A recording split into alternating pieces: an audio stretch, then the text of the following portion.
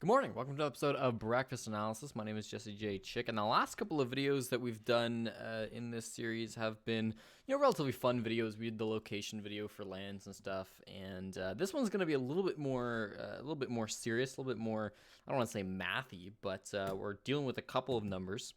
We're talking about the question that was posted on Twitter a few days ago by Cookies, and the general gist of the question was, why does North America have more Tier 2 orgs, or I should say fewer Tier 2 orgs, than Europe? EU seems to have so many organizations in their T2 scene, and North America doesn't. And I think it's an interesting question, so we're going to break it down and we're going to answer it. First of all, take a look from the org's perspective, right? What's important to an organization? At the bottom line, all that really matters is views. Whether that's, sponsoring streamers, whether that's sponsoring pro players, what's important is they get views. Doesn't really matter if they win tournaments. Doesn't really matter a whole lot else. It's just the views. Doesn't matter if they get too much prize money either. That's why you see Rogue going off and sponsoring Satan on Twitter. It's not because he's going to join, the German roster anytime soon. It's just because he gets a lot of views on his tweets. And if you can put a Rogue hashtag in a few of his tweets, that's money. So for these orgs, views is really, really important. And the next logical conclusion might be, well, is that because EU Challenger League, EU Tier 2 gets more views than North America Tier 2? And that is true. European Tier 2 Siege does get more viewers than North American Tier 2 Siege. But it's not a ridiculous amount, And I think a lot of it is just because of, people might say that, the team's better in European Tier 2. They might say that, maybe the personalities or the orgs are already better in Tier 2, maybe making a bit of a loop. Really what it is the production value for Tier 2, for Challenger League in Europe is a lot better than North America, but it's not ridiculous amount of viewership more in Europe than NA. It is definitely more, but it's really not enough to drive the disparity of orgs that is pointed out in Cookie's tweet. Europe Challenger League is generally broadcasted in a studio, but it's still kind of it's not very well advertised in my mind. It's still kind of all over the place on where you're supposed to find stuff. And North America is even worse for all that type of stuff. There's no studios. There's all, people hosting on whatever channel that that they happen to have available to them. So European Challenger League is a little bit better funded than North American Challenger League, but that's not the main reason, I believe, that there's more orgs in Europe than there are in North America in the Tier 2 scene. You take a look at the 8 orgs across North America and Europe that participated in Challenger League season number 10. And of those 8 orgs, 7 of them participated in national leagues. And that's because really where the viewerships are in Siege after Pro League is the national leagues. They get considerably more viewers than Challenger League does. They have a lot of times better prize pools than Challenger League does. And again, most importantly, they're better produced. The production budget for national leagues is through the roof next to Challenger League. To go back to prize pools quickly as well, to continue this comparison, the United States, France, UK, and Germany, their national leagues all are much higher, at least 1.5 times the prize pools of a single season of Challenger League. And then Spain, Benelux, Russia, Mexico, all of these regions' national leagues over the course of the full year are about on par of Challenger League. And you can take a look at teams competing in the Benelux region, the Spanish region, the Mexican region, and they're really not CL teams, but they're still getting a huge amount of prize pools, and they're still getting a huge amount of production budgets. Again, North American Challenger League didn't really have a production budget at all ever. I was going to say these last few seasons, but any seasons that they've had it. I worked Canada Nationals, and we had a fairly sizable production budget, and this is, again, one of the smallest national programs in Siege. I don't know the production budgets offhand off of the other national programs. I didn't work them, but I can tell you for sure that they're really high, at least in comparison to what SEAL's getting. Not, the same budget that they're putting into the Invitational or Majors or Pro League or anything like that. But it's very clear that the main focus after the Tier 1 scene of Siege, at least from Ubisoft and from a budget perspective, is the national programs. And that draws viewership, right? I mean, people might like to claim that, people like to watch the good teams, people like to watch the exciting matches. None of that's true. People watch the streams with a good production. And, obviously, how good the quality of match is, how, which teams are competing matters at the highest level, but when you're, trying to scrape from between like 1,000 viewers to 10,000, when you're trying to make that sort of a jump, or even like higher into that, like 50,000 viewers, something up like there, production value matters a ton. You're just never going to hit those types of numbers. You're never hitting 10,000 viewers on like a poorly produced stream. It doesn't matter who's playing the games. If the stream production isn't good, people are going to tune in. They're going to be like, I don't want to watch this crap, and they're going to leave. I think it's pretty consistent across all of Siege and esports in general that like production value is where the views are, and so that's where the orgs go. It really makes a whole lot of sense. That's why when you take a look at Europe, all of their national leagues, they've got so many national leagues, they're full of organized teams, right? Even the lower level national teams in Europe, they have teams that are sponsored, right? Because they get views, they get local views as well. So local orgs find that a lot more appealing than Challenger League. So there's more there. The next question might be then, well, okay, why doesn't North American Challenger League or North American National Leagues promote the same type of orgs? And the truth is they do, really. Both American, Mexican, and Canadian nationals all have pumped out a good amount of orgs. U.S. Nationals in 2019 had 13 orgs competing. Mexican Nationals had 12 orgs competing. Canada Nationals had the least amount with 5 orgs competing. But all of these national programs produced a lot of orgs, right? USN obviously had organizations that everybody should recognize, Dark Zero, Evil Geniuses, Reciprocity, Luminosity, all your favorite pro teams, even some lower level ones like Parallax, Disrupt, Obey Alliance. A lot of those orgs were in USN as well. Mexican Nationals had, again, a lot of Mexican orgs in it, which makes a whole lot of sense. But all organized teams. You look at the Mexican national group stages, and basically every single team is sponsored. So, stuff like Infinity Esports, who just have the Gillette logo plastered on their main logo. Aetherus, Timbers. These are all like big orgs in the Mexican scene. Canada Nationals as well. We had stuff like Grizzlies. We had Honor Esports. We had Psychopaths. Supernova. There was a ton of organizations in the mostly the French scene for Canada Nationals as well.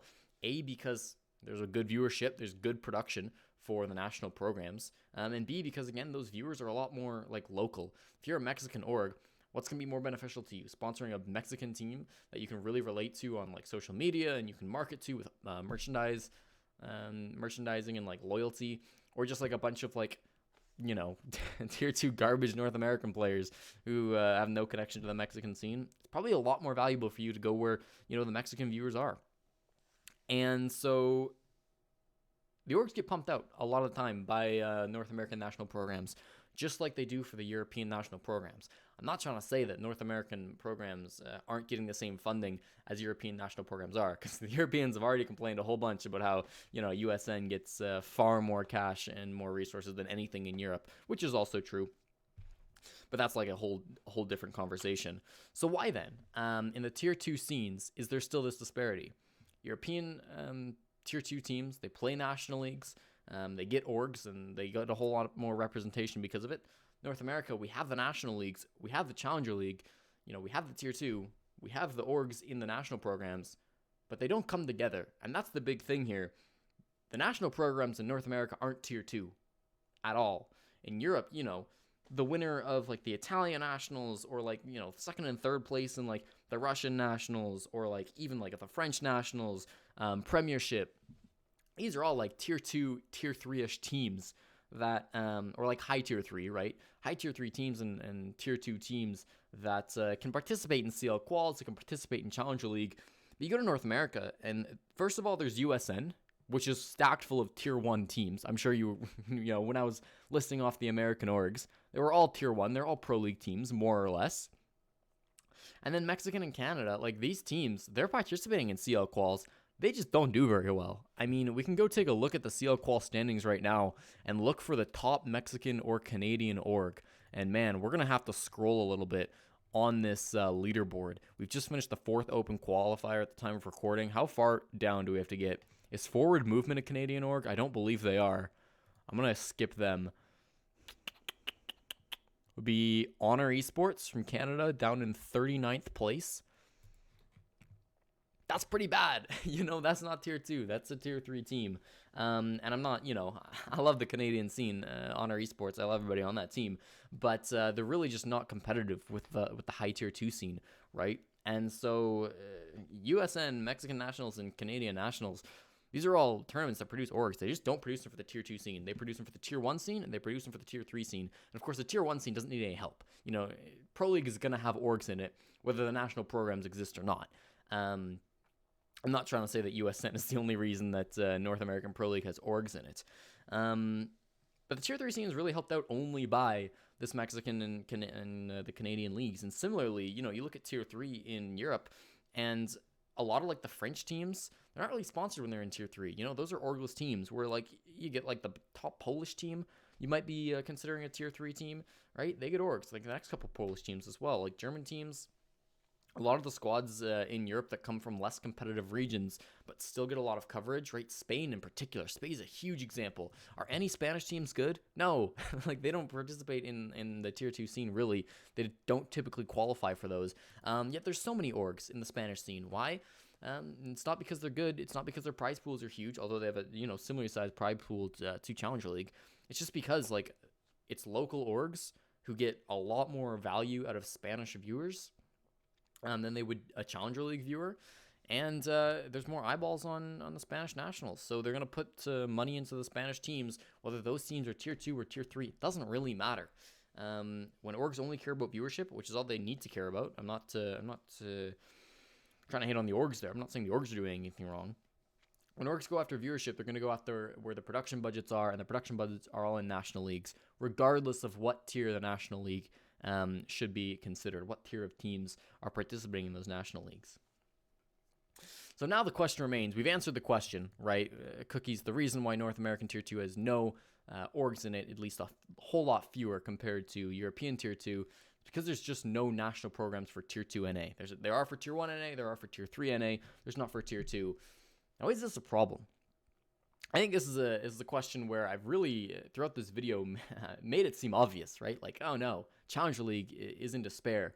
Tier 2 has got nothing for it. We're all doomed because those crappy Tier 3 teams are getting all the money. Well, I don't think that that's inherently a problem. And I'm not really sold one way or another on this. I definitely used to be in the camp where I felt like it was backwards to put so much money in the Tier 3 scene when the Tier 2 scene is so dried up. But I think there's something really important to be said from the local scenes, such as, in North America, Mexico, and Canada, and in Europe, a whole bunch of regions, Poland, Italy, Spain, right? Underdeveloped regions to be getting more resources so that, one, those players can sort of get on an equal footing and start participating more and more in the Tier 2 scene and continue to try to break in. We've seen that a little bit, I would say, in these qualifiers. The Canadian teams, a lot of them have stuck together coming like out of that most recent season of Canada Nationals. A lot of teams have stuck together more than any season we've seen before, and they're doing a lot better, which is really, really promising for the Canadian scene. On top of that, it's better for viewers, I would say. It reaches like a larger viewer base. If you are a fan in America, let's say, one of the big regions of Siege, you can watch your national program, sure, but you're just going to be watching Tier 1, and you can already see a ton of Americans that you want to cheer for. And it's easy to get invested in those teams because, like, it's esports, it's sports, it's competition. Like, the flag next to every person's name is a huge reason for people to cheer for them, whether you like that or not. It's why on most HUDs, the flags of the teams are there, If you're just watching an esport, you're not really invested in the teams yet. Maybe you're a little bit new. Maybe you just don't know the teams that are playing. The flag next to the team logo can be a really huge reason for you to cheer for one team over another. And if you're from a major region like the U.S., you've already got a lot of teams to cheer for. You've already got Pro League that you can watch. And I'm sure that American viewership of Pro League is great. It's fantastic. But I would bet you that most fans in the lower developed regions like Italy, like Spain, like Mexico, like Canada, really appreciate being able to see a league where, their own players are being represented. They can watch casts in their language, whatever language that is. They can tune into those games. They have teams to cheer for. They can develop their own storylines, and they can have a great time watching their own games of Siege. And maybe those games aren't as competitive as what's happening in Challenger League. And, don't get me wrong, Challenger League is a really exciting time. And no matter who you are, wherever you come from, America, Italy, Spain, Mexico, Canada, wherever, you should be watching Challenger League, because there's some good storylines going down there, I promise, even though we don't have the best production budget. But I think a lot of people are just going to be more drawn to regions where they can watch their own players. I don't think Siege has the same type of reach of viewership, at least CG Sports, in places like Mexico, Spain, Italy, Poland. If they don't have that same national programs, right? If the money's not getting pumped there, I don't think those people watch. I don't think those people suddenly move to Challenger League just because Challenger League finally gets a studio. I think they just stop watching Siege. So the downside, obviously, to not sponsoring your Tier 2 scene is it's really hard for orgs to come on into the Tier 2 scene, and because of that, the Tier 2 is really underpaid, and I think that is a problem. And while I think that like sponsoring national programs is a good thing for the scene, I also would like to see both, obviously. If the money is there for Challenger League and for national leagues, then certainly it helps, boost up that Tier 2 scene. It allows players a lot more stability to grind, to continue to get better, and break up that Tier 1 scene. So there's more competition, so there's a higher level of skill, more enjoyment for everybody. But I think it's debatable which is more important, and it's probably going to be somewhere in the middle. We're probably going to need to see, in an ideal world, we're probably going to see some money get pumped to the national programs, some money get pumped to the Tier 2 scene in North America. Because obviously in Europe, that's kind of the same thing. You pump money into national programs, and those teams are already going to be participating in Tier 2 because they want to get to Tier 1. So pumping money into one directly helps the other. In North America, it's not the same. So I'd like to see a little bit of that, like support redistributed into the Tier 2 scene, because it's not being helped out in the same way that Europe is. But I think that there's still a whole lot of value in the national programs being brought out across the world in Siege, and I definitely don't want to see that stopping. So it's a tough call to make. Clearly, Ubisoft values those national programs and that reach of viewership a lot more than they value developing that Tier 2 scene. And there's the argument to be made that, Tier 2 Siege has already done a lot without a whole lot of funding, a whole lot of support. They're still able to break into that Tier 1 scene. I mean, just look at last season, right? A lot of new guys came up. You probably think best players in North America right now, Merc, Faults, these are young guys that were playing in Challenger League just 2 seasons ago, and without any orgs, keep in mind, neither of those two players played on an org until they got picked up by Space Station and Merc's team, TSM. So that's kind of what I wanted to rant about today. A bit more of a serious topic, a bit more of a thinking topic, I would say, as to why Tier 2 Siege in North America has a lot fewer organizations than they do in Europe. I hope this has been insightful. Let me know what you think. Should Siege be continuing to support the national programs? Is Tier 2 Siege more important? Should be some sort of a mix in both. It can be hard to get like an unbiased viewpoint of this, and I wouldn't say that I'm unbiased in this either, but maybe I'm a little bit more split in my biases because, of course, I've been pretty involved in both Tier 2 and national Siege. So let me know what you think. Where should the money go, basically? And I know for all the Tier 2 players watching, your answer is just going to be straight to you, but that's okay. More videos coming out next week. Of course, the Challenger League qualifiers continue. You can watch my Twitch down in the description below. One more week of those. There's some exciting stuff happening there, of course, with qualifiers coming to an end. There's a lot of exciting stuff happening. That'll be Monday, 7 p.m. Eastern. Otherwise, on this channel, we're going to have another video next week. Who knows what it's going to be about? But, yeah, I hope you'll stick around and enjoy the next one. Thanks for coming in. Bye-bye.